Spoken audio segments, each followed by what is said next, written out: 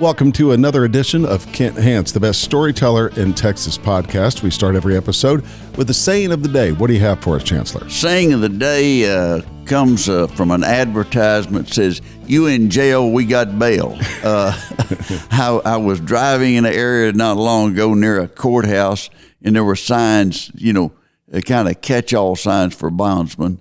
And but you in jail, we got bail. And one had a deal said, "There's no get out of jail free card, but we're the next best thing." I thought it was pretty clever.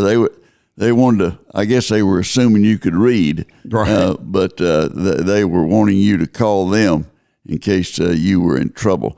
And they try to buy the billboard that can be seen from the jail, and they always do that. But I want to talk about a very serious matter, Senate Joint Resolution in the Texas Legislature, number 6, SJR number 6, is to change some of the methods on setting bail.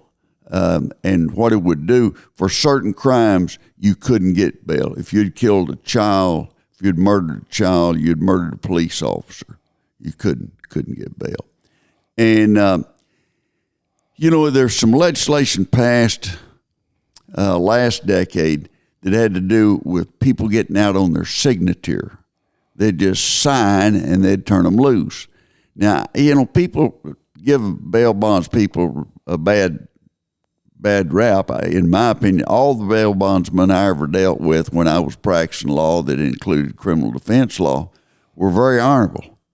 And I never had any problems with them. If I told them, we've got a hearing on such and such date, my client was there on the front row, And when someone gets caught in a crime and they get out on bail and they hire a bail bondsman, the bail bondsman makes them sign over all the rights they have.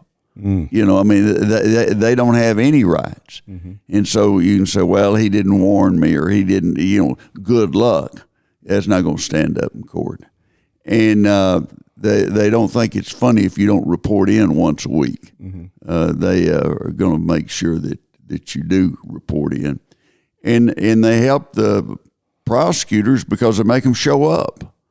And if you jump bail, if you're out on bail bond and you jump bail, you're in trouble. Mm-hmm. Because the bail bondsman, he's already gotten all your rights. And we had one in Lubbock, and the bail bondsman in the case was named Donnie. And Donnie found the guy jumped bond, and they arrested him on some other charge in Idaho. Mm. And he drove to Idaho to get him, and he handcuffed him to the post between the windows on the right side.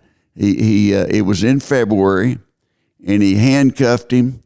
And, of course, he couldn't sit back in the seat or anything. He was just stooped over.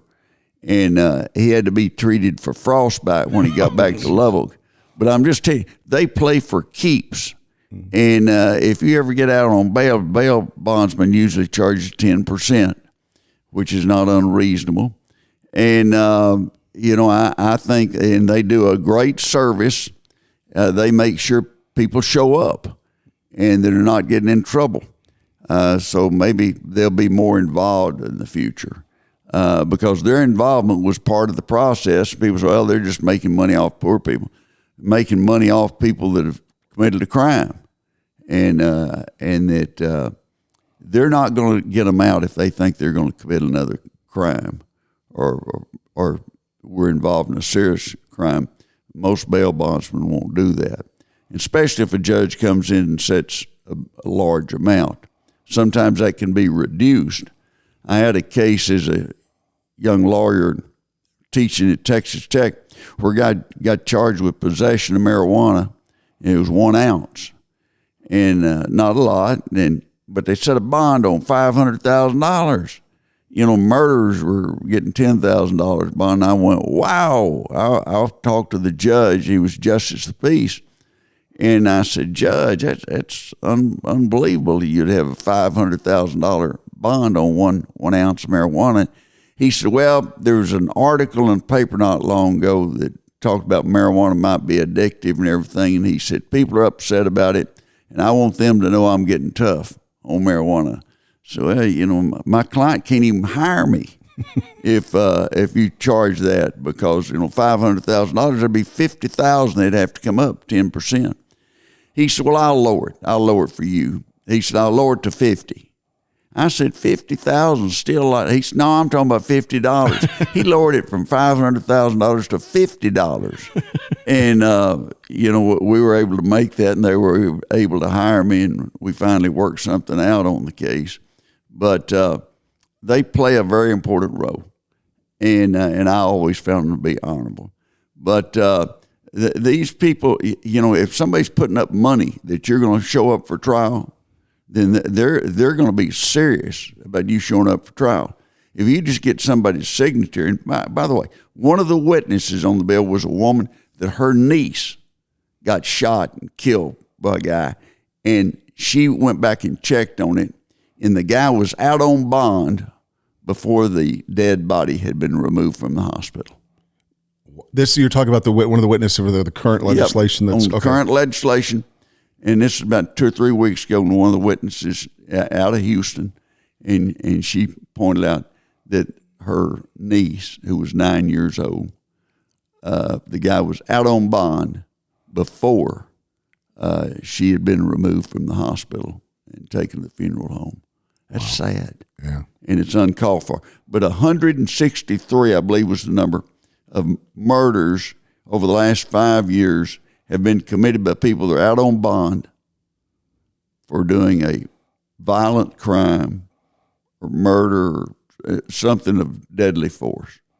And that's got to stop. Now, the lieutenant governor... I'm sorry, how many was that? 163. 163. In Houston. That's just in Houston. Yeah.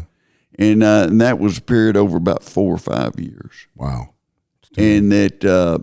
that's 163 people had the bond laws correct, they would have, wouldn't have happened. Was there some legislation that came along that allowed them to have these reduced bonds, or they just started doing it? No, that was about 2017, 2018. Okay. And the signature, it was called signature for release. Oh, that's what you're mentioning. It sounded... And that somebody show up and testify, well, these bail bonds are making money off these poor people. Well, they're making money off somebody that's committed a crime. Right. And they may be poor, they may be rich. But it's important that you have them involved in the process, in my opinion, because they play a big part. Mm-hmm. But the lieutenant governor, when they had the hearings on this current bill, he went to the hearings and was there. Now, when the lieutenant governor shows up at a hearing, it means he's really for it or he's really against it. he testified he's really for it, and he wants it harder for people that have been involved and have any signs of violence. It should be no way they can get out. You don't want them to get out and just go kill somebody else. Mm-hmm. And I think it'll pass. They've passed it, I believe, 5 times is what the lieutenant governor said in the Senate, and it's failed in the House. I think with the new speaker, Dustin Burrows, it'll probably pass, and some form's going to pass to make it harder for people to just get out so easy and be back on the street within hours. That's the public is for this legislation. If you take a poll, this is going to be one of those 90-10 or 80-20 issues. And it passed in the Senate 29-2. And so it was sponsored by Democrats and Republicans. Mm-hmm. And it's a big issue. It's a big deal. And the election, it'll have to be approved by the voters for part of its constitutional amendment, would be this November. And so you'd have a big turnout on that election. But I think this is something that will remind the people when the vote comes up that this is something people can support. I'm trying to visualize or hear in my head the ad against it. I can't. I don't think there's any ads you can put. What are you going to say? Everybody deserves bail no matter whether they have money or not, and therefore you should be against this. That's a little hard to, you hear the ad that said, 163 people in Houston that got out of jail on bail before a week had passed, committed other crimes. Yeah. Went right back to it. Joan Huffman, in carrying this bill, she was a prosecutor. She got her bachelor's degree at Louisiana State, LSU, and then her law degree at South Texas School of Law, and started in the DA's office as a prosecutor. And she worked her way up to be chief prosecutor. They have almost 500 lawyers. And chief prosecutor, she's in charge of all. She got a lot of people reporting to her when she was in that position. Then she got elected to a judgeship. It was a criminal judgeship, and served well there, and then ran for state senate. She's been in the Senate since she got elected in 2008, and had been chairman of State Affairs, one of the two most powerful committees, and been chairman of Finance, the other most powerful. I was on Finance as a freshman. Bill Hobby appointed me, and when you're on Finance, you learn more about state government because you write the budget. In the House, it's Appropriations Committee writes it. In the Senate, it's Finance Committee. But you have every group, every agency comes in front of you, and they lay out their budget and tell you what they need. And one time, the chiropractors came in, and they needed some more money, and I said, "You're just asking for an adjustment, is that right?" And they liked it. They liked it. Chairman kind of looked at me. Be careful, don't get carried away. You give them the adjustment and tell them they got to come back in 2 weeks. Yeah, you got to be back in 2 weeks. Keep coming back, right? And but they needed adjustment, and you find out though, Senator A.M. Aiken, he'd been in the Senate 40 years when I got elected, and he was chairman of Finance, and he would ask them questions about something. And he'll say, "Well, 1953, y'all didn't say that. Y'all said such and such." And the further he went back, they were in more trouble. If he brought up 1949, they were really not going to do well during the legislative process. Knew his history. And and he did. He had been at the right place at the right time to help write the history. Mm-hmm. And so it's pretty important. Lieutenant Governor supports this. Governor Abbott's been a big supporter of it, and the public wants this passed, and that it's going to be a big issue, especially if it makes it to the ballot in November. Some of the stories of bail bondsmen tell are incredible. That there was a guy who tells the story that he was working in a bail bond office, and a guy came in, and he had 3 rings on his left hand, and he said the biggest diamonds he had ever seen. And the guy was from New Orleans, and they want to know what they could do for him. He said, "My wife's been charged with a crime, and I need to get her out." And they said, "Okay, what's her name? What's she charged with?" He said, "Murder. She's charged with murder." And they told me he had to put up 10%. It's pretty heavy bond.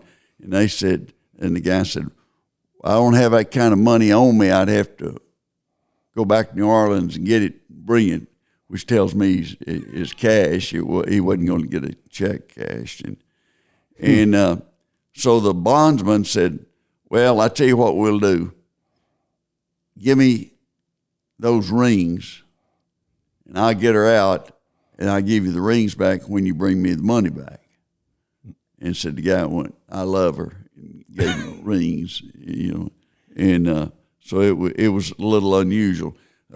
Bondsmen take, whatever they can get. Like young criminal defense lawyer, Byron Chappell, a lawyer in Lubbock, told me, if they're wanting a divorce, they don't have any money to pay up front, well, get the rings. They're not going to need them anymore. and so he was the king at making sure he got paid something. Does a bondsman have a right to refuse service to somebody or say, no? Are they regulated? You know what I mean? Can someone come in and say they want bond and go, nah, I'm not doing it for you. Oh yeah, they do. They do. That's one good thing about it. A bondsman's he's going to check it out pretty good, especially in this day and time with the computers you have and the laptops and the iPhones, and they're going to check out what he's charged with and what the crime is and how many times he's been jailed before and where he works, how much he makes, who might go the bond, who might pledge something. And they work with people, but their number one thing, and it's what I like about bondsmen, they're sitting there looking at the person over and trying to size it up. Are they going to show up? Mm-hmm. Are they stable? Are they going to show up? Are they going to go out and get involved in something else? And they don't want to lose that money. On bond forfeiture, there's a lot of bondsmen who lose money from time to time, but a lot of times they'll settle with the state and work something out. But I always go back to Donnie, the guy in Lubbock. He drove up to Idaho and got that guy and rolled down the windows and handcuffed him to the post between the windows and drove him from Idaho to Lubbock in February. And the guy had to be treated for frostbite. Wow. Did Donnie care? No. The guy lied to him and took off. And they don't treat you with kindness. No. You take off and they'll find you. So I think they're an important part of the system to make sure that somebody's not getting out that shouldn't be out. When it's just a signature of the person that's charged, well, it's their signature. They're going to lie. They're not of real high character to begin with. Not to start with. Right. And they don't have anything at risk. Right. And that bondsman's got a lot at risk. So they play an important part. Stupid criminals. Last week, a woman in Florida was filed on for assault with a deadly weapon. And it's usually assault with a deadly weapon, to wit, a .45 automatic or, a gun or a knife or something. And it was a watermelon. She was filed on for assault with a deadly weapon, to wit, a watermelon. And she stood on a ladder. The old boy had kind of passed out. He got drunk and threw a watermelon and hit him in the head, severely injured him. And that's one that you go, wow. And there was another one in New Jersey, stupid criminals, that the guy is a woman, young woman, and she had a hit and run. She had 2 hit and runs within 15 minutes of each other. She was having a hard time negotiating that day. Yeah, clearly. She got off to a bad start. And hit and run's a terrible thing. I mean, it's. I have a friend whose son was killed in a hit and run. They will find you. They're going to find you. Yeah. I always tell young people, watch Forensic Files at least once a week, because you'll realize you are not going to get away with some crime. There's a camera on you. They're going to be able to record it, and they're going to be able to find you. Mm-hmm. And I always say that Forensic Files, when you're in about the 8th grade, ought to be a required course so that they'll realize that this is serious and somebody's going to find you. There is a new trend out, and I have not seen it in person. I just read about one-legged pants, and that girls are wearing jeans and pants, and they cut one leg off to make them a short. And I can't believe that ever catch on, but they say, well, it is catching on. When I was chancellor at Texas Tech, one day I was walking across campus, and it's like someone the night before had called every female on campus, and they all had on a pair of Chuck Taylor Converse All-Stars that were hot pink or hot green, or they were, fluorescent type colors. And the girls just wore them all the time. And about a year and a half later, it's like some night somebody called them all and said, don't ever wear them again. And, styles and fashions change. Yeah. But the fundamentals of life do not change. If you do hard work, you work hard, tell the truth, try to do what's right, those won't change. But the styles and the fashions, they change, and they change a lot. Mm-hmm. And some of them are weird. Yeah. And and some catch on that are weird. But the one-legged pants deal, I couldn't believe it when I read that one. I know that many of us here in the States have been to France, been to the Louvre. Mm-hmm. And I was reading an article about the Louvre, and the Louvre was started in 1190. Wow. And it was a fortress, and they were afraid the Vikings were going to be coming to take over Paris. And they built the Louvre.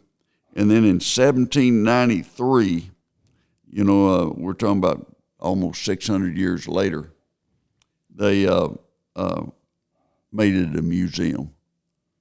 And that's where they got the painting of the Mona Lisa and all kinds of stuff.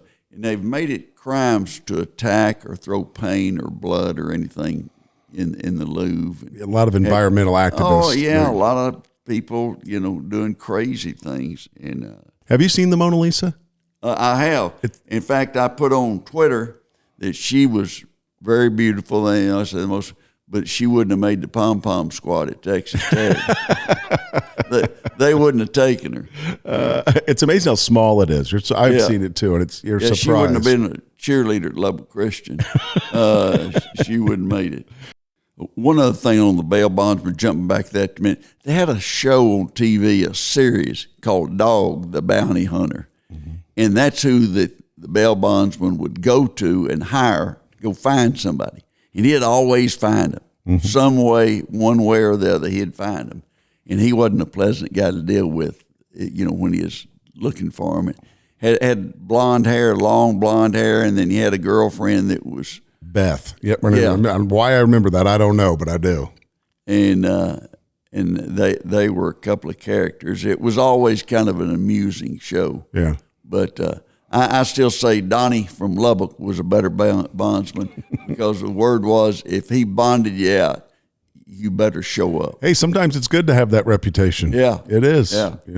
He brought that guy back from Idaho, and he got Dad to treat him with frostbite. It probably had a picture of his frostbitten hands hanging in the office. And office. This is what happens if you skip. Yeah, if you jump bail, you're going. In closing today, I talked about bail bond and bonding of people. And the reason I did is that Senator Joan Huffman passed SJR number 6, I believe it is. But it'll be on the ballot. If it passes the House, it'll be on the ballot this fall. And it's very important. Too many people are getting out on their personal signature, and that this legislation will create certain crimes you can't get bonded on. And also, it'll make sure that elected officials, elected judges are the ones setting it. So the public will have a chance to defeat them if they're not setting bonds properly. That's a good idea. And that I think that this will come up in November. It's got to pass the House, but it's not passed the House. The Senate's passed it 5 times in the past, but it failed in the House. I think this time it will pass in the House, and that it will go to the voters. And this will be a big vote, and and they testified there's 163 people in Houston that got killed by somebody that was out on bond that should not have been out on bond. That's a lot of people, a lot of lives. A lot of families destroyed. Yeah, and that's not even half the population, so it's probably close to 500 if you looked at it statewide. Mm-hmm. And the grief that they go through, and the lady that testified about her 9-year-old niece being shot, and that she was removed from the hospital after she died, and the guy was already out on bail. That's not right. It's not right. Well, thanks for listening today, and you looking at all the sayings on bail. You in jail, we got bail. They were not elaborate, and they were not highly sophisticated, but anyone can figure out those. And one of the other sayings was, this is not a get out of jail free card, but it's the next best thing. Pretty clever, pretty catchy.